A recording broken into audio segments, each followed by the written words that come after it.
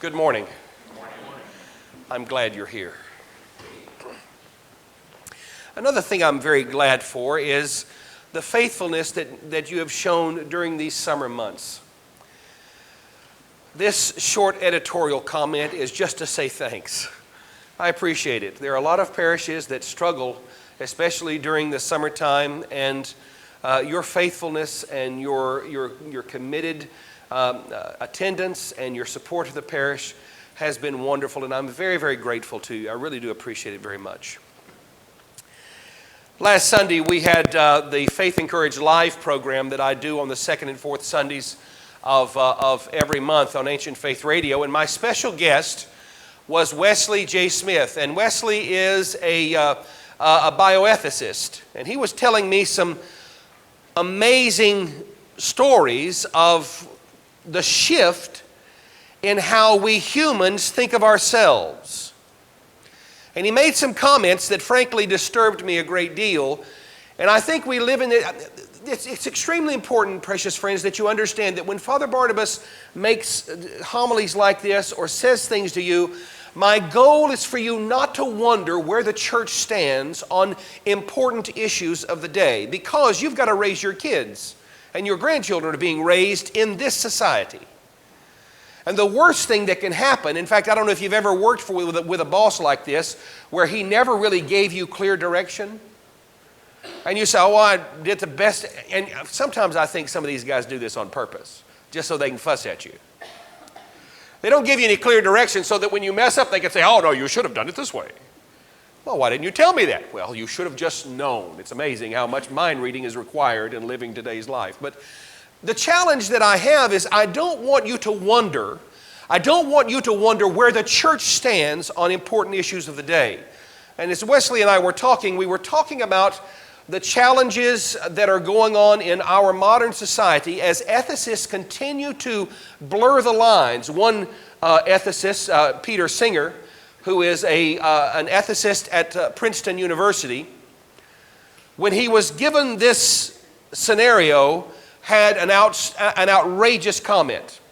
He said, if I had a building with 200 pigs and a newborn baby in it that was on fire, we should save the pigs because the one baby isn't worth as much economically and generally as the 200 pigs. The 200 pigs can provide other things. So the pigs were more valuable than the one child.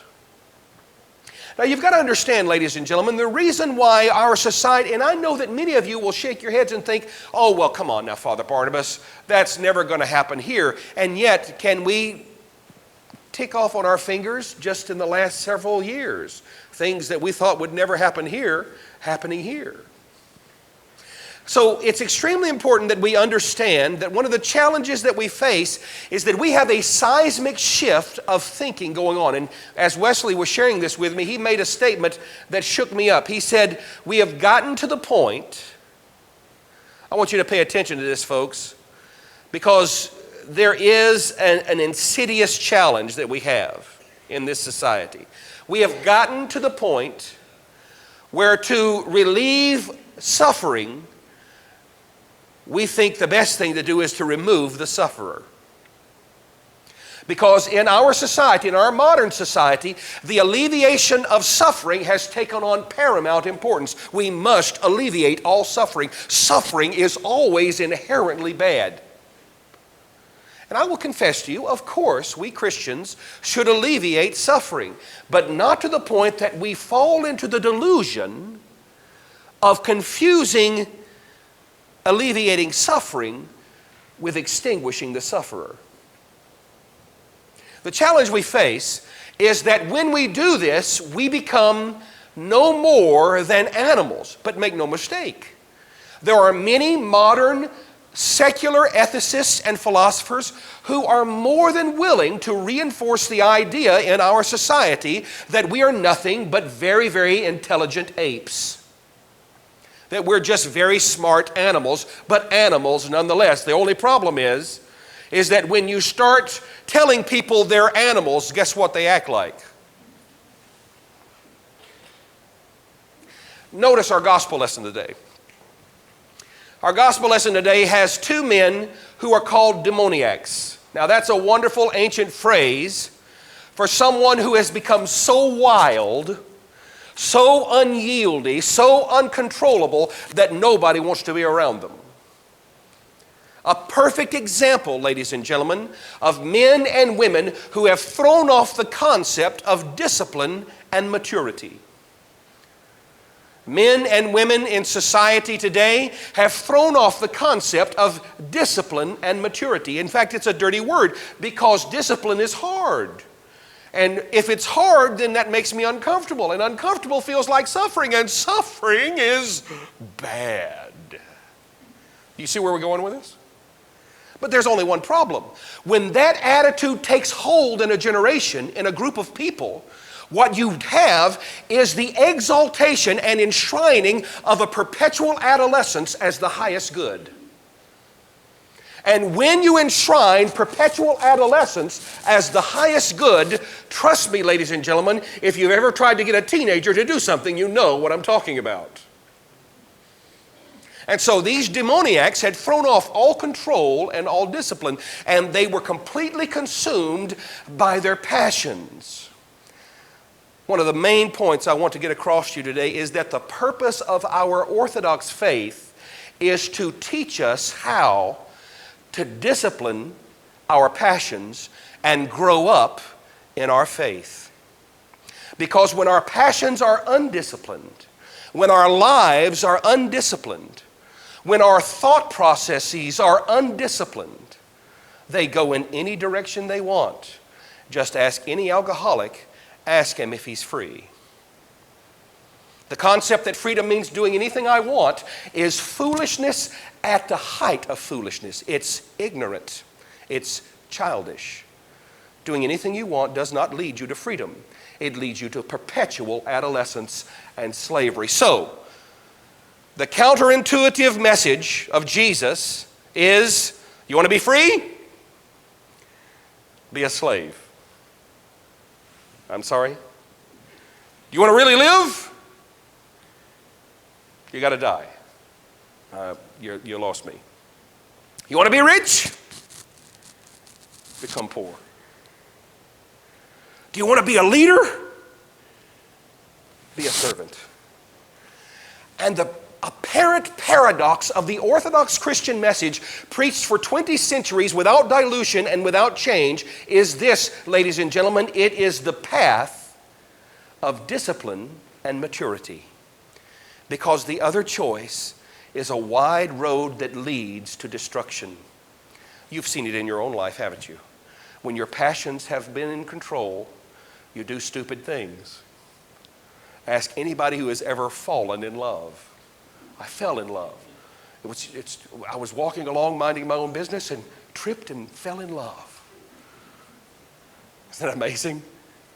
And ask people, have they ever done something dumb under the influence of that kind of situation? Well, the line forms behind me. When my passions are out of control, when my thought processes are undisciplined, my life is diffused and scattered rather than focused and headed in one direction. And so the Orthodox faith, brothers and sisters, today, the Orthodox faith comes to us as our Lord Jesus comes to us and to those demoniacs. The demoniacs at least knew that they were in the presence of the King of the universe and they ought to pay attention. And they ask one, isn't that interesting? Even the demons pray to the Lord. Will you let us go into those pigs? And Jesus, what does Jesus say? One word. Go. And they went. And what happened to this herd of swine?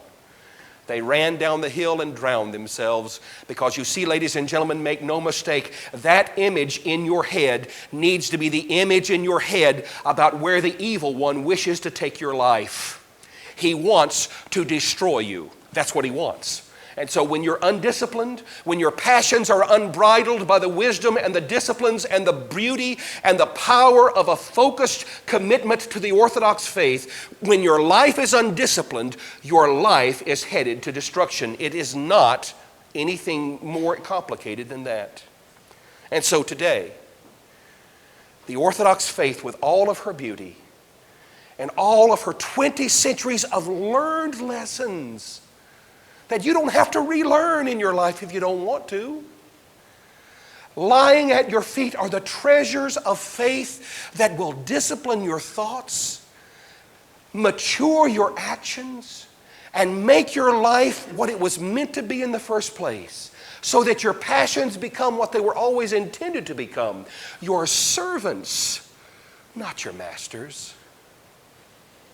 You may say, oh, I like being passionate, Father. Well, okay, wonderful. Let me know how that works out for you. And it's a wonderful thing that these passions are not evil things as much as they're undisciplined. Discipline them and they become servants.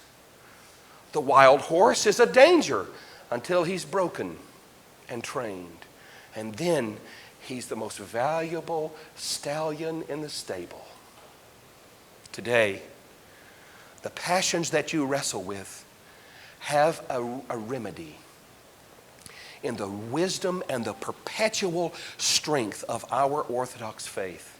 The prayer life, the fasting disciplines, the liturgical schedule, all of these things waiting for you to embrace them and apply them to your life so that your passions are tamed and your life is at peace.